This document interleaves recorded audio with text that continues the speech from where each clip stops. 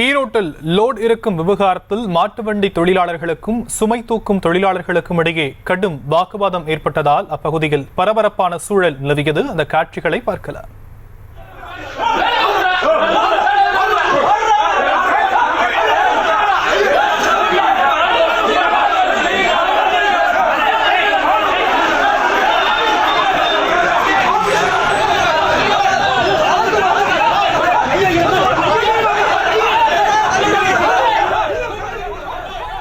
இது குறித்தான விவரங்களை நம்முடைய செய்தியாளர் சக்தி வழங்க நாம் கேட்கலாம். சக்தி, வாக்குவாதம் ஏற்பட என்ன காரணம்? தற்போதைய நிலை என்னவாக இருக்கு?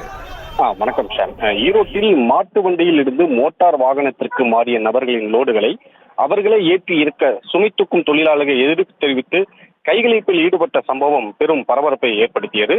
ஈரோடு மாவட்டத்தில் 400க்கும் மேற்பட்ட மாட்டு வண்டிகள் இருந்து வரும் நிலையில் நகர மேம்பாட்டின் காரணமாக மாட்டு வண்டிகள் மோட்டார் வாகனமாக மாற்றிக்கொள்ள மாவட்ட நிர்வாகம் கோரிக்கை வைத்தது.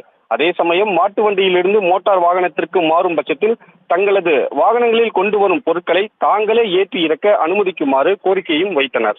இதற்கு கோட்டாட்சியர் அனுமதி வழங்கியுள்ள நிலையில் இன்று மாட்டு வண்டியில் இருந்து மோட்டார் வாகனத்திற்கு மாறியவர்கள் லாரி புக்கிங் அலுவலகத்தில் தங்களது மோட்டார் வாகனத்தில் இருந்து லோடுகளை இறக்க முற்பட்டனர். அப்போது அங்கிருந்த சுமை தூக்கும் தொழிலாளர்கள் அவரை மறித்து வாக்குவாதத்தில் ஈடுபட்டதுடன் கைகலப்பில் ஈடுபட்டதால் பெரும் பரபரப்பு ஏற்பட்டது. பின்னர் கைகலப்பாக மாறிய அப்பகுதியில் பெரும் பரபரப்பு ஏற்பட்ட நிலையில் தொடர்ந்து அப்பகுதியில் மாட்டு வண்டிகளை சாலையில் நிறுத்தி தங்களது எதிர்ப்பை பதிவு செய்தனர். தொடர்ந்து சம்பவ இடத்தில் வந்த கருங்கல்பாளையம் காவல்துறையினர் அதிகாரிகளுடன் உரிய பேச்சுவார்த்தை நடத்திய பிறகு இந்த பிரச்சனைக்கு சுமூக தீர்வு ஏற்படுத்தப்படும் என உறுதியளித்ததை அடுத்து இரு தரப்பினரும் கலந்து சென்றனர். மாட்டு வண்டி தொழிலாளர்களும் சுமை தூக்கும் தொழிலாளர்களும் இடையே கைகலப்பு ஏற்பட்டது அப்பகுதியில் பெரும் பரபரப்பை ஏற்படுத்தியது. ஷாம், விரிவான விவரங்களுக்கு நன்றி சக்தி.